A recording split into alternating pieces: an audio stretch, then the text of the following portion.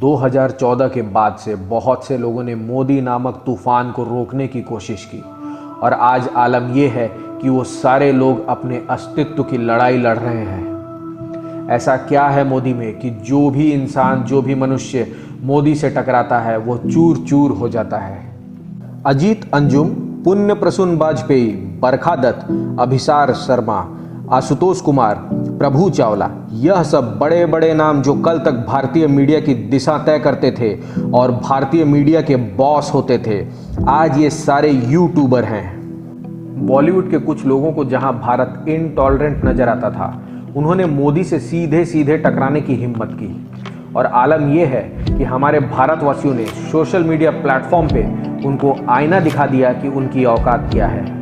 इरफान हबीब जैसे लोगों को अपना वजूद कायम रखने के लिए अब कलम छोड़नी पड़ी और पगला कर मंच पर राज्यपाल से धक्का मुक्की करनी पड़ रही है। वहीं हमेशा मुफ्त की रोटी तोड़ने वाली रोमिला थापर जैसे लोगों को गली गली घूमकर अपनी सीवी जमा करने की नौबत आन पड़ी।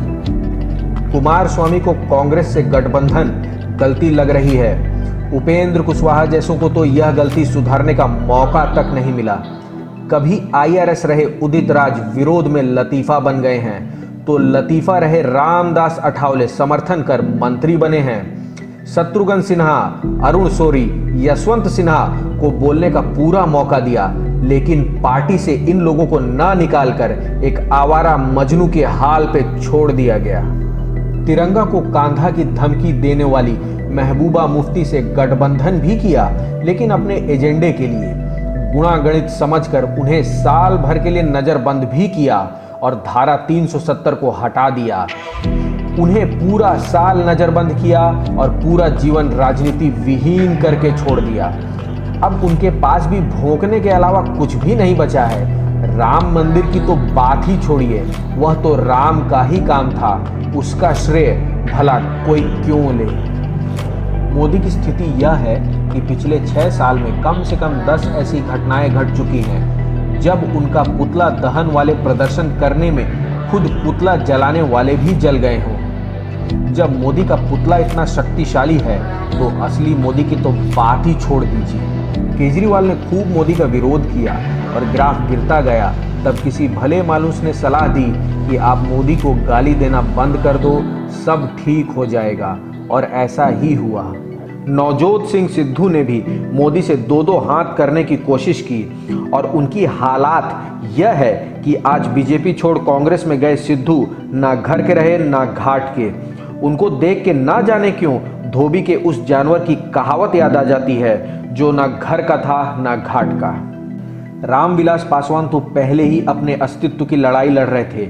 उनके देहांत के बाद मोदी का साथ छोड़कर बिहार में उनका बेटा अकेला ही युद्ध जीतने चला था, पर बिहार की जनता ने अपने जनादेश से साबित कर दिया और रामविलास की पार्टी विपक्ष की लाठी बनने के लिए भी जरूरी अंक नहीं जुटा पाई। बीजेपी से अलग होके विपक्ष लेफ्ट पार्टीज के साथ चंद्रबाबू नायडू चले थे मोदी को इस देश से हटाने, पर आंध्र प्रदेश में अपना चीर हरण करवा बैठे। नंगा नहाएगा क्या, निचोड़ेगा क्या।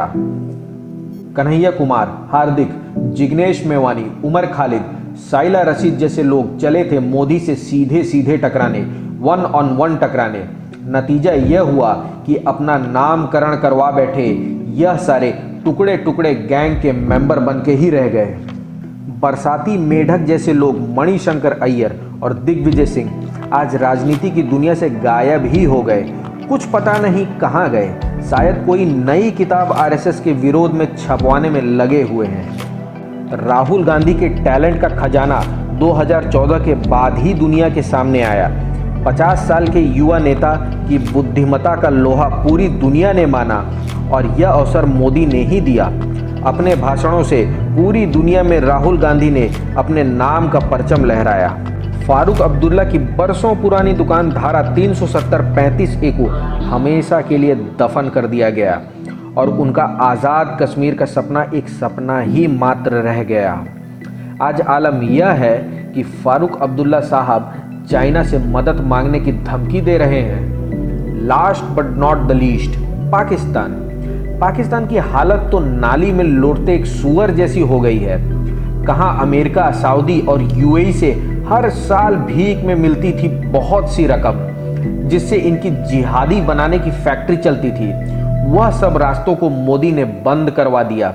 आज आलम यह है कि देश भीख मांगने की कगार पर पहुंच चुका है और कहीं भी भीख मिल नहीं रही है।